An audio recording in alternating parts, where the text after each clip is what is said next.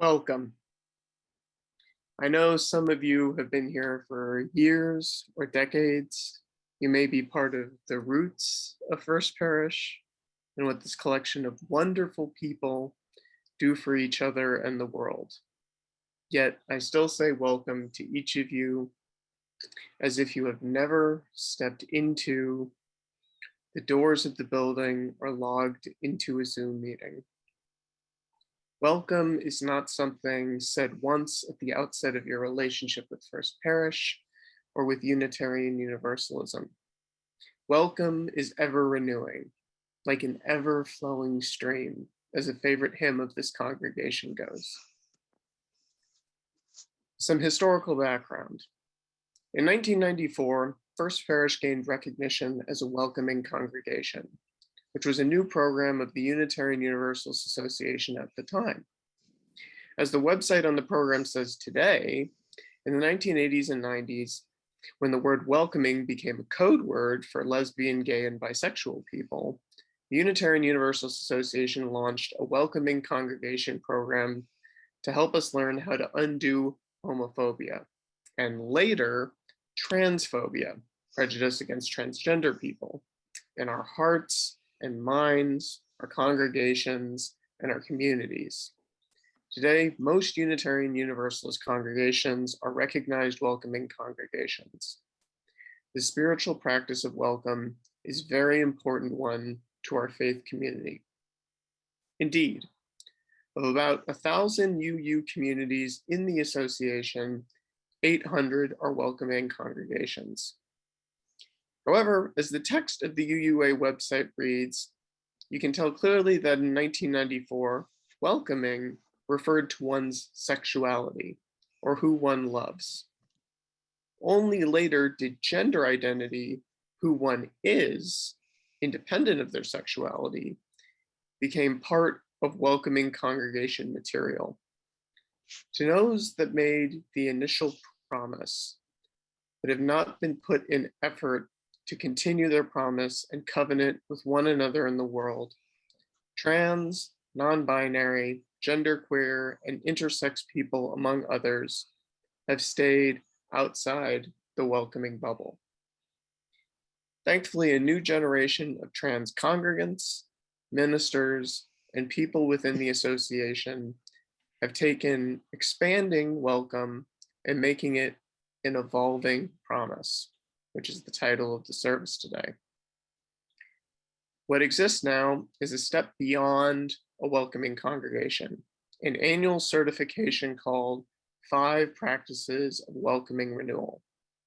Each year, it asks the entire congregation to participate in events like a welcoming service, religious education, and remembrances and recognition of certain important events like Black HIV/AIDS awareness.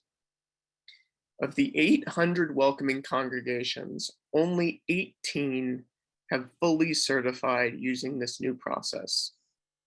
We are proud to be one of them, having done so before the pandemic, culminating with the training on trans inclusion in UU congregation that many of you attended. The certification process is dynamic and will never replay year after year with the same beats. It's sort of like jazz improvisation. The next welcoming service will not look like this one. The history and fullness of LGBTQ resistance and expression will always manifest differently each church year as we renew our covenant of welcoming. A bit of personal reflection on my part. I began attending First Parish services in the summer of 2019. Many of you only know me through Zoom, as I spent less than a full church year in person before the pandemic began. During the pandemic, I began to seriously consider my gender identity and whether male or female, or more specifically masculine and feminine, held any meaning to me. I was assigned male at birth, socialized as masculine. I played baseball and roller hockey, and I never considered myself as anything other than a heterosexual male. I would later learn what cisgender meant, That is, somebody whose sex assigned at birth by the doctor or midwife matches their gender identity. However, as I aged, I grew my hair out and I adopted a pretty gender neutral fashion style. I began to be referred to as female fairly often in stores and at restaurants when people saw me from the side or the back. People were mortified when they referred to me as female and they apologized profusely. But I felt nothing except embarrassment on their behalf. Digging into what these experiences were teaching me, I realized that these experiences told me three important things.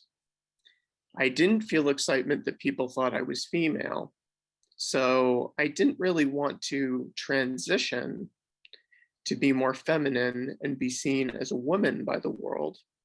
But I also wasn't deeply offended, so my sense of masculinity wasn't very strongly held. All I felt was ambivalence in these instances. A friend of mine, the Reverend Chris Rothbauer, who's now the settled minister at the UU Fellowship in Auburn, Alabama, wrote a wonderful post about their gender identity on medium.com. I read when we were talking about an unrelated matter within Unitarian Universalism. Chris is agender and uses they, them pronouns, and wrote about how gender was not something they understood. It was, to put it simply, an alien concept. Though they did not like certain experiences where they looked particularly masculine or feminine, using the example of wearing a necktie, for instance. Agender is a relatively new term, and many people do not know it. You may have encountered a form these days for a doctor's visit or for an event that has more options for sex or gender than male or female. So terms like transgender or genderqueer or other option that you can fill in. For someone who realized they were agender like me, the form really should have two questions. The first should be gender, yes or no. I would check no, because giving any response to the following question, the question that's traditionally asked on the form, would be incomplete and wouldn't really reflect who I am. I don't really relate to the concept of gender at all, and I began using they, them pronouns because they seemed to reflect who I am as best they could. To be agender is to be, in a sense, transgender because I moved gender identities from masculine or male to something different. And it's non-binary in the sense that it's no longer male or female, but something else in the spectrum. But it's also an outsider to both of these labels. If gender identity were an email list, for instance, if we're going to use a metaphor, agender is clicking opt out of the email list. So what I can tell you from my personal experience is that I am outside gender as many people think of it. And I use they, them pronouns and would like a world in which people respect that and do their best to use them, accepting that it is a shift. Nobody is perfect. And if you use something else, just switch, briefly apologize, and move on. The best thing to do is not center yourself and enter what we call a shame bubble where you feel very bad about using the wrong pronoun because everybody does it. I've done it myself, even though I am myself not male or female. For the last 3 years, the intern minister at First Parish has helped conduct a ceremony for those trans and gender non-conforming people we lost to violence in the previous year. The Trans Day of Remembrance, which is held in November every year, is a necessary reminder of the ultimate opposite of welcome and acceptance. Hate and rejection frame the Trans Day of Remembrance. First Parish offers this ceremony because the names and lives of these people need to be spoken. We also need to promote futures without violence, which means safer and more welcoming spaces, more resources for trans kids and adults facing poverty and homelessness, and a relentless attack against stigma, ignorance, and scapegoating done by elements of this society against people who, like us, just want to be our authentic selves. With that, we return to the welcoming congregation. We remember, we say the names, but we also welcome. We embrace diversity and difference, and we celebrate life and joy. Today, as every Sunday, we all recited that we come to church with open minds and loving hearts. The evolving promise of the welcoming congregation is where the open mind and the loving heart meet to take Unitarian Universalism to its greatest heights. We keep an open mind because what we thought or have been taught is expert knowledge, but is never final. And it's important to be our best. And that things are not like an annual report that's definitive, but knowledge is a journey of awe and discovery. The promise of this congregation made long before many of us were here, long before the children who were in Seek and the youth group who were born, was a congregation of open arms. As Laurel so eloquently put it, gender expression, gender identity, and pronouns are important and part of a rich tapestry of who people are. But they are also not what people learned about in the 1990s when material was about welcoming gay, lesbian, and bisexual people. Change, needed change, often comes outside the binary, like the many gender nonconforming rioters at Stonewall. They knew that amidst police raids and intense marginalization, that there must be a better future than there is now. Let us never forget Thoreau in Walden when he writes, "There are 1,000 hacking at the branches of evil to one who is striking at the root." Unitarian Universalism should be a space where all gender identities feel welcome, even if the rest of their life does not understand and respect them. As a chosen faith, we have people who were in other faith traditions before stepping into our doors. The pain of what has happened in the past carries with people into our congregations. We are a healing space, a space for tears, for anger, and for bitterness, but also a place for joy, for catharsis. Oh, joy, how glorious it is to have joy in our lives. How affirming it is to be reminded that we work for justice, that there is something beyond the grim statistics and the pain, that there are moments held high above everything else where we join together no matter everything else. Being together and working for a better world is a joy we are so happy to be able to carry out. Joy is like life. It is a gift that we are able to experience it. The German-born Theravada Buddhist writer Nyanaponika Thera once admonished people for thinking Buddhism was all about suffering and escaping this world. He wrote, "Life, though full of woe, holds also sources of happiness and joy, unknown to most.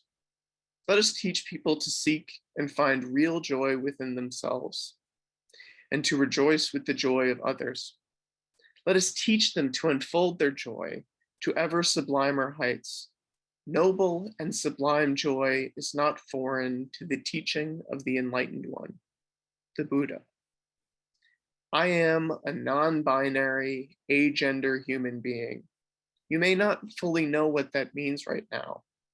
And let me be the first to tell you, each and every one of you, it is okay. And hearing my story today is more than I could have ever asked for in affirmation and acceptance of who I am. To talk about how it's essential that every name tag has pronouns large and visible, to take the uncertainty and anxiety out of visiting a congregation, how gender inclusive language means that some of you may want to take a page out of the Southern vernacular and start using y'all rather than you guys when referring to a group of people. In the Christian Bible, Paul writes, there is neither Jew nor Gentile, neither slave nor free, nor is there male and female. For you are all one in Christ Jesus. Many of us do not accept the theology of this message, but Paul is correct that there is no longer simply one box labeled male and another labeled female. There's so much more. A wonderful world of gender expression enables people to share their authentic selves, strengthen communities, and saves lives. We are ever expanding, wonderful cultural spectrum. But we are also one humanity, one inherent worth and dignity for all people. I implore everybody here on transitioning to a new era of welcoming, which will always be subject to more changes in the years ahead. We are a welcoming congregation, and we will continue to, because the covenant between the people in this congregation, that we are welcoming, and that being a welcoming congregation is a core part of who we are as a religious body. When we return in person, when the pews fill to capacity, the open door is part of our covenant. It is as sacred as our chalice. We will never be perfect, but we can be ready for society to show up at our door, ready for a name tag and a Sunday service. To that all, my response is, my name is Andrew Mackay. My pronouns are they, them, theirs, and welcome to First Parish in Wayland. Peace and serenity, love and joy, the promise lives in our hearts. May it be so.